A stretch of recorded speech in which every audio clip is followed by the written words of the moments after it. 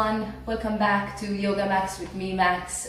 So happy to be filming from my hometown Malta. Previous videos were from my second hometown Australia, where my in-laws all are. So welcome back. Today I will be demonstrating and will be really breaking down a very common pose, especially in all styles of yoga. This is probably top 5 poses that you're going to do in every style of yoga, which is your Warrior 1. Your Warrior 1 and your Crescent Lunge, which I'm gonna chat about at the end. Stay tuned for that bit at the end, because we will actually look at a lot of things that people overlook when they're going into Warrior 1, which are unsafe and can really lead to injury. It sounds simple saying Warrior 1, but actually there's a lot going on and a lot you need to think about to be able to do that safely for the body, so that you can keep continuing to practice instead of injuring yourself and working towards that. So stay tuned for the end, where we look at common issues people have and ways that we can fix them really quickly, just with awareness and knowledge of it. So let's jump in. Your Warrior 1.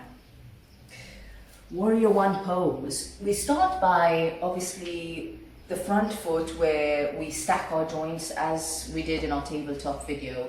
So your front knee is going to align with your front ankle. That's where you want support, right? That back foot, the heel is it's rotating inwards. The toes are moving out at like a 10-2 angle. Most important thing over here are two things. One is that you are pressing through the outside edge of that back foot. You're pressing down through the outside edge, and it's going to expose that front arch. We do that to not put extra pressure on the knee. So we do that especially so that if we roll into the front part, then over time, weight, pressure into the front part of the knee is going to create discomfort. We don't want that. So outside edge exposing the arch. Then the next trick comes to square the hips off, which introduces 2 issues that lots of people have, including myself. One is to square the hips off to the front. That back heel or that outside edge of the foot rolls forward. So we're still with that kind of issue of the knee. So thinking about grounding down through the outside edge of that back foot and holding the belly and the core in as you start to rotate the hips towards the front of your room. That is your Warrior 1. Good pointer for Warrior 1 is to not have the front heel in line with the back heel. As you can see, it is unstable, wobbly, not grounding, right? So have a big, nice stance so you can counter the things that are going on. Grounding down to that back end of the back foot, exposing the inner arch, rotating that front hip forward, and then just being hyper aware that as you start to rotate the hips forward, you don't lose the bum, and then we're digging into that lower back. So there's, as I said at the start, there's a lot of things to think about to do this simple pose safely. So once you square the hips as much as you can, belly button towards the back of the spine, tailbone pulling down towards the floor, so that there's this strength going on and activity going on in the bottom half. And we need to allow that top half to be free, to be loose and open, so that we can breathe and stay in this pose. So all those ways and all those issues of Warrior 1 have kind of created this thing in myself where I would rather teach and do myself, I'd rather do Crescent Lunge versus your Warrior1. Especially if you're doing like a quick Vinyasa style class where you don't have much time to just rearrange when you're flowing kind of quickly.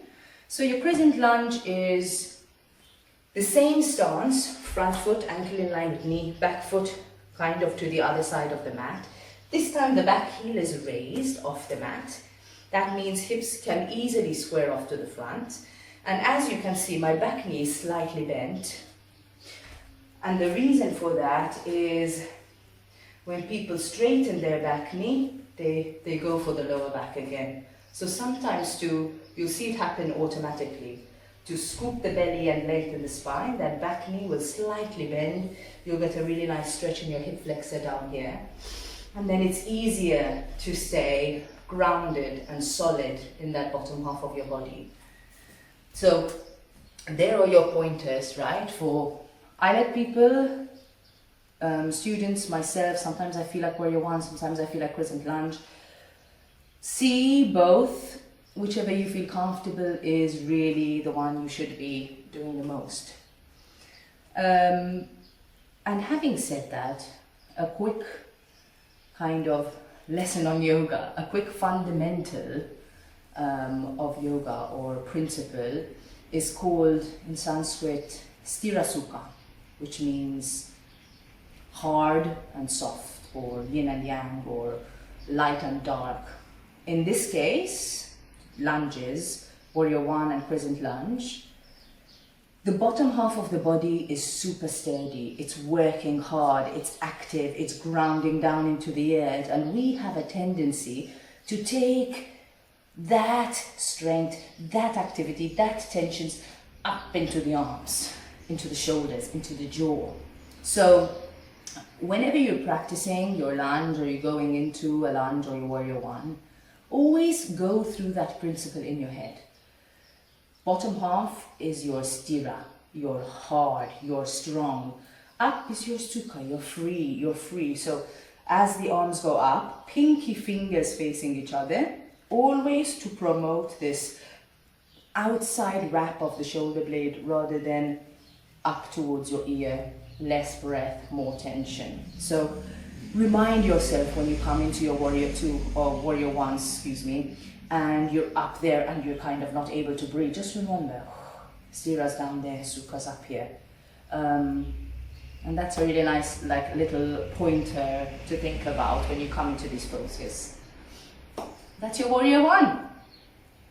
So if you found this video helpful at all or insightful, please like and share this video and subscribe to the channel if you haven't so already. I really do appreciate it. I also love your comments. I love answering your questions. So if you have any of those queries or questions, just scroll right down to the bottom. There's a comment section right there, and yeah, just get in touch. I hope you enjoyed it, and see you all next time.